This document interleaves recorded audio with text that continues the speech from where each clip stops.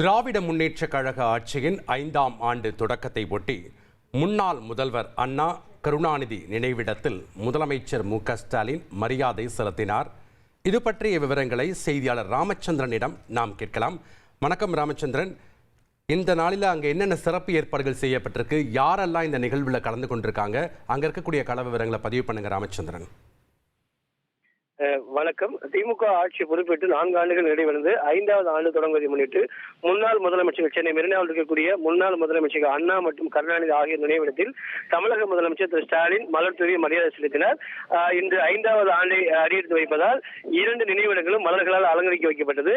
இந்த நிகழ்ச்சியில் தமிழக முதலமைச்சர் மலர் தூவி மரியாதை செலுத்தியதற்கு பின்னர் துணை முதலமைச்சர் மற்றும் அமைச்சர்கள் அனைத்து அமைச்சர்களுமே பங்கேற்றுள்ள அமைச்சர்கள் மா சுப்பிரமணியன், சேகர்பாபு, தங்கம் தென்னரசு, தாமோ அன்பரசன் உள்ளிட்ட அமைச்சர்களும் சென்னை மாநகராட்சி மேயர் திருமதி பிரியாராஜன் உள்ளிட்ட முக்கிய நிர்வாகிகளும் இந்த நிகழ்ச்சியில் பங்கேற்றனர்.